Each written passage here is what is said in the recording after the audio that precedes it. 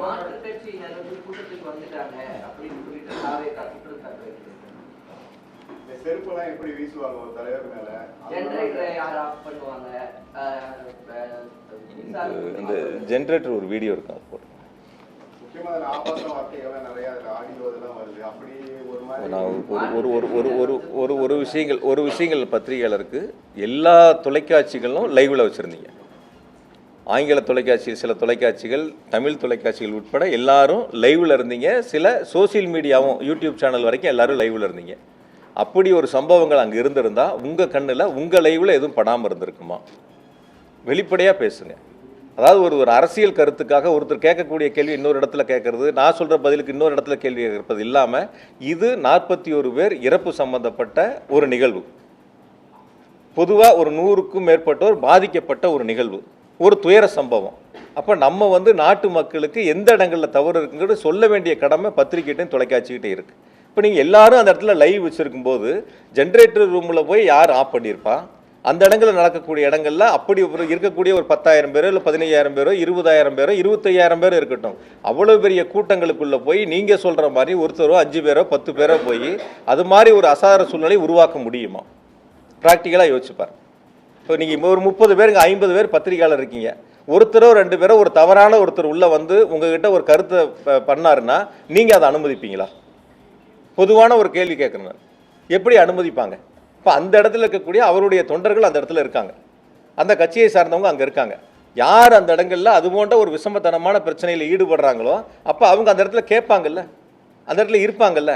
அது நீ முதல்ல பத்திரிகையாளர் நம்ம தான் அதை பார்க்கணும். நம்ம லைவில் நீங்கள் எல்லாரும் போட்டீங்க, ஒவ்வொரு சேனலும் ஒவ்வொரு ஆங்கிளில் வச்சு லைவ் வந்துச்சு. இப்போ இந்த ஜென்ரேட்டர் ரொம்ப நீங்கள் பாருங்கள், நீங்கள் எல்லாரும் நீங்கள் போட்ட லைவ் தான்.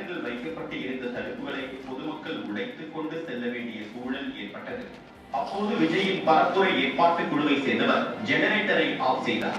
இந்த காட்சியை நியூஸ் 18 தமிழ்நாடு தொலைக்காட்சி பதிவு செய்துள்ளது.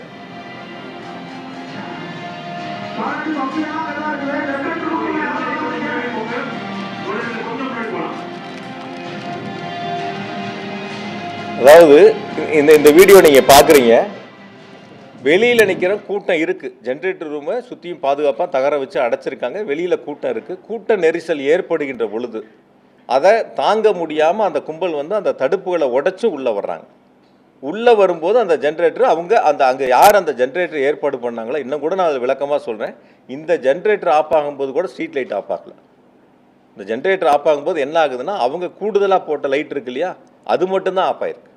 எந்த இடங்களையும் அப்போ கூட இபி சப்ளை கட் ஆகலை, ஸ்ட்ரீட் லைட்டும் ஆஃப் ஆகலை. அது நீங்கள் ரொம்ப தெளிவாக பாருங்கள். இப்போ உங்களை மாதிரி இருக்கக்கூடிய தொலைக்காட்சிகள் தான் அதை லைவ் பண்ணியிருக்காங்க அந்த நேரங்களில், அதுதான் நாங்கள் உங்கள்கிட்டையும் காட்டுறோம்.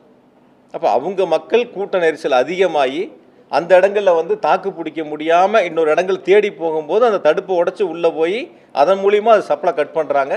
அதுக்கான நிகழ்வு அது அவங்களுடைய பொறுப்பு, அதுதான் அவங்க பார்த்துருக்காங்க. நீங்கள் இதுதான் நீங்களும் லைவ் பண்ணியிருக்கீங்க. இதில் எந்த இடங்களில் யாராவது நீங்கள் பாருங்கள், நீங்கள்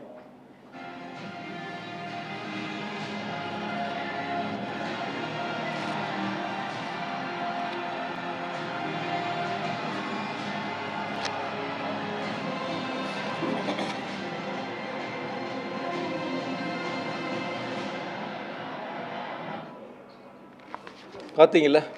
அந்த கட்சியோட தலைவர் மேல செருப்பு வீசினது அதுவும் அவர் சொல்லியிருந்தாரு. இது வரைக்கும் 5 இடங்கள்ல கூட்டம் நடந்திருக்கு. இது போன்ற நிகழ்வுகள்லாம் தம்பி அந்த வீடியோ கொஞ்சம் போடுங்க. அதாவது நான் பார்த்த வரை, நான் கேள்விப்பட்ட வரைக்கும் உங்களுடைய எல்லா தொலைக்காட்சியிலையும் வந்த செய்திகளை பார்த்து என்னிடம் சொன்ன கருத்துக்கள் பொறுத்தவரை பாதிக்கப்பட்டவங்க கீழே இருக்காங்க. பாதிக்கப்பட்ட ஒரு தம்பி தலையில் கையை வச்சு கையை நீட்டி தனக்கான உதவிகளை கேட்குறாரு. அது நீங்கள் பார்த்துருப்பீங்க. ஒரு தம்பி தண்ணி பாட்டில் உட்பட கீழே இருந்து கேட்குறாங்க. அதை தொடர்ந்து பேச்சு போயிட்டுருக்கு. தன்னுடைய கவனத்தை ஈர்ப்பதற்காக அது போன்ற சம்பவங்கள் பேச்சினுடைய துவக்கத்திலே இருக்குது. அந்த சம்பவங்கள் நடந்து சில நொடி கொஞ்ச நேரங்களில் தான் தண்ணி பாட்டில் அவங்களே எடுத்து கொடுக்குறாங்க. கேட்டப்ப அவங்களுடைய கவனங்கள் போகலை. அதன் பிறகு ஒருத்தர் போய் சொல்லி தான் தண்ணி பாட்டில் அதுக்கப்புறம் எடுத்து கொடுக்குறாங்க. அது நீங்கள் பார்த்துருப்பீங்க. அதில் நீங்கள் அது லைவ்லையும் பார்த்தீங்க, சில சேனலில் அது லைவும் போட்டிருந்தீங்க. அது போடுங்கன்னு.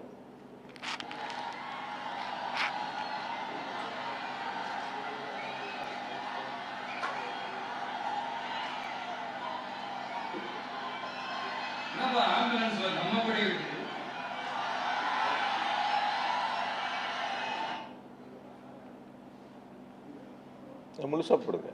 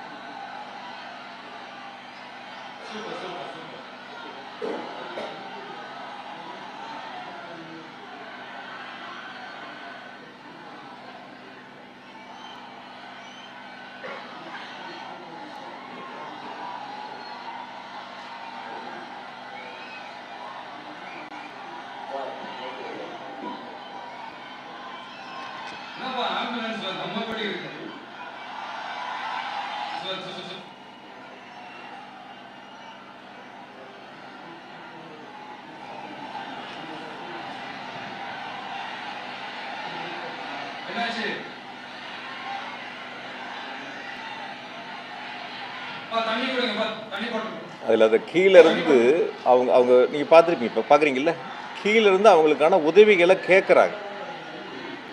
கீழேருந்து உதவிகளை கேட்குறாங்க.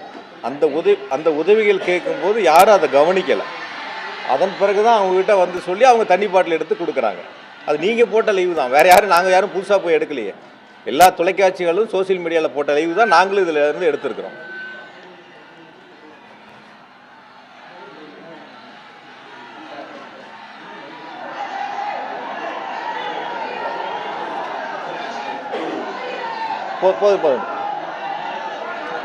போதும் தம்பி விடுங்க.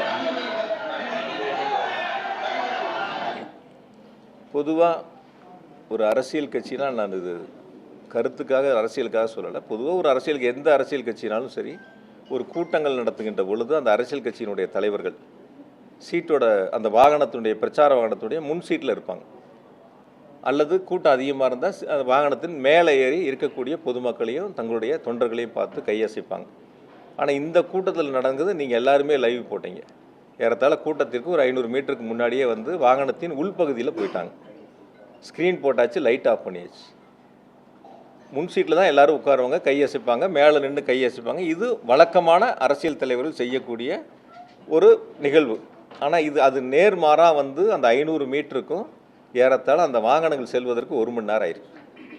1 மணி நேரம் அதை கடந்து செல்வதற்கான சூழல் உருவாயிருக்கு. அந்த இடங்களில் கூட எனக்கு சொன்ன வரைக்கும் காவல்துறை வந்து கூட்ட நெரிசல் அதிகமாக இருக்குது, கொஞ்சம் முன்னாடியே நிறுத்தி பேசிடலான்னு அவங்க எடுத்து சொல்லியும் அதை கேட்காம பிரச்சார நாங்கள் நிர்ணயிக்கப்பட்ட இடங்களில் தான் கொண்டு போய் வாகனத்தை நிறுத்தணுங்கிறது பொறுமையாக எடுத்து கொஞ்சம் கொஞ்சமாக எடுத்து கொண்டு போய் அந்த இடங்களில் நிறுத்தினதான் காவல்துறையினுடைய தகவல், அங்கே இருக்கக்கூடிய பொதுமக்களுடைய கருத்து. ஆக கூட்ட நெரிசல் அதிகமாக இருக்கும்போது கொஞ்சம் முன்னாடி நிறுத்தி பேசுகிறதுல எந்த விதமான தவறுகளும் இல்லை. வாகனத்தில் முன்பகுதியில் நின்று அங்கேருந்து நம்ம திருக்கம்பள்ளி ரவுண்டானாலேருந்து கையசிச்சிருந்தாலோ அல்லது மேலே நின்று கையசிச்சிருந்தாலோ அந்த இடங்களில் இது போன்ற கூட்ட நெரிசல் வந்திருக்காது அப்படிங்கிறது பொதுவான மக்களுடைய கருத்து. ஆக எல்லா இருக்கக்கூடிய மக்களும் கூட்ட இடத்திற்கு வர வேண்டும் என்பதற்காகவே இது போன்ற ஒரு நிகழ்வு ஏற்பட்டதா என்பது பொதுமக்களுடைய ஒரு சந்தேகமாக இருக்குது. தன்னை பார்க்க வேண்டியவங்க எல்லாரும் பொதுமக்கள் அந்த பொதுக்கூட்டம் நடக்கக்கூடிய இடங்களுக்கு வந்தால் தான் சரியாக இருக்கும். இப்போ அது வரைக்கும் முன் சீட்டில் இருக்கக்கூடியவங்க அந்த கூட்டத்துக்கு 500 மீட்டருக்கு முன்னாடி ஏன் வந்து வண்டிக்கு வாகனத்துக்கு உள்ளே போகணும், ஸ்க்ரீன் போடணும், லைட் ஆஃப் பண்ணணும்? இது ஒரு பொதுவான எதிர்மறையான கேள்விகள் இருக்குது. நான் இங்கே இருக்கக்கூடிய பத்திரிகையாளர் எல்லாத்துட்டும் கேட்குறேன், தொடர்ச்சியாக எங்களுடைய இயக்கத்தின் சார்பில் பத்திரிகையாளர் சந்திப்பு நடத்தினாலும் இது மாதிரி கேள்விகள் வைக்கிறீங்க. சோசியல் மீடியாலேயும் இது போன்ற கேள்விகள் இருக்குது. இது வரைக்கும் யாராவது இந்த கூட்டம் நடத்தின அரசியல் கட்சியினுடைய தலைவர்கள், 2ஆம் மட்ட தலைவர்கள், அடுத்த நிலையில் இருக்கக்கூடியவங்க யாருக்கிட்டையாவது ஒரு கேள்வி ஒன்று முன் வச்சிருக்கணும், இல்லை அவங்களாவது அதுக்கான விளக்கங்கள் சொல்ல முன் வந்திருக்கணும். ரெண்டும் எதுவுமே இல்லை.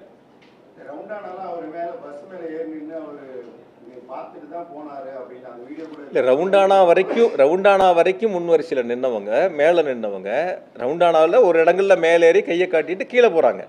ரவுண்டானா முடிஞ்சதுக்கப்புறம் கூட்ட அரங்கத்துக்கு போகிற வரைக்கும் ஏன் உள்ளே போகணுங்கிறது தான் பொதுமக்களுடைய கேள்வி. அப்போ அந்த வழி நெடுக நின்று 500 மீட்டர் தூரத்துக்கு நின்றவங்க முன் சீட்டில் இருந்திருந்தாலோ மேலே இருந்திருந்தாலோ அங்கேயே பார்த்துட்டு அப்படியே போயிருப்பாங்க, கூட்டத்துக்குள்ளே வந்திருக்க மாட்டாங்க. தன்னோட வந்த 3-4,000 பேர் கூட்டமும் சேர்ந்து உள்ளே வரும்போது தான் இது போல் நெரிசல் ஏற்பட்டது. ஆக சில தினங்களுக்கு முன்பாக அதிமுக கூட்டம் நடக்குது, ஒரு 15,000 பேர் வரைக்கும் அங்கே கலந்துருப்பாங்க. அந்த கூட்டங்களில் எந்தவித பாதிப்புகளும் இல்லாமல் இருக்குது. அப்போ இந்த கூட்டங்களில் மட்டும் எப்படி பாதிப்புகள் வந்தது? வழக்கமாக ஒரு கருத்து சொல்லுவாங்க. இப்போ சகோதரர் கூட கேட்டார், வழக்கமான ஒரு கருத்து சொல்லுவாங்க. நான் ரெகுலராக நான் வண்டி ஓட்டுவேன், கார் ஓட்டுவேன், எல்லா நாளும் நான் வேகமாக தான் போவேன். சில நாளாக நான் கார் ஓட்டிகிட்டு இருக்கேன், ஆனால் எல்லா நாளும் வேகமாக தான் போவேன், ஒரு நாளும் ஆக்சிடென்ட் ஆகலை, இன்றைக்கி மட்டும் எனக்கு எப்படி ஆக்சிடென்ட் ஆச்சுன்னு ஒருத்தர் கேட்குற மாதிரி இருக்குது. எல்லா ஊர்லேயும் கூட்டம் நடத்துகிறேன், எந்த ஊர்லேயும் நடக்கலை, இந்த ஊரில் மட்டும் ஏன் நடக்குங்கிற கேள்வி. நான் எல்லா நாளும் வண்டி ஓட்டுறேன், வேகமாக தான் ஓட்டுறேன், ஆனால் இந்த நாள் மட்டும் இன்றைக்கி மட்டும் எனக்கு எப்படி என் கார் ஆக்சிடென்ட் ஆச்சுன்னு கேட்குற மாதிரி இருக்குது. எல்லா ஊர்லேயும் எவ்வளோ பேர் மயக்கம் அடைஞ்சாங்க, எவ்வளோ பேர் மருத்துவமனையில் அனுமதிக்கப்பட்டாங்க, விக்கிரவாண்டியில் நடந்தப்போ இறந்தது, மதுரையில் மாநாடு நடந்தப்போ இறந்தது, ஒவ்வொரு ஊர் வரையும் நேற்று தெளிவாக அரசின் சார்பில் விளக்கம் சொன்னாங்க. அது எல்லாரும் உங்களுக்கும் தெரியும். அப்போ ஒவ்வொரு கூட்டம் நடக்கக்கூடிய நிகழ்வுலையும் அது போன்ற சம்பவங்கள் நடந்துக்கிட்டு இருக்கு. அதற்கு பிறகாவது சரி செய்யக்கூடிய ஒரு சூழலை உருவாக்கி இருக்கணும். அது உருவாக்காமல் இருந்திருக்காங்க. இனி வரக்கூடிய நாட்களையாவது அது சரி செய்யும். மறக்காம சர்ப்ரைஸ் பண்ணுங்க. தேங்க்யூ.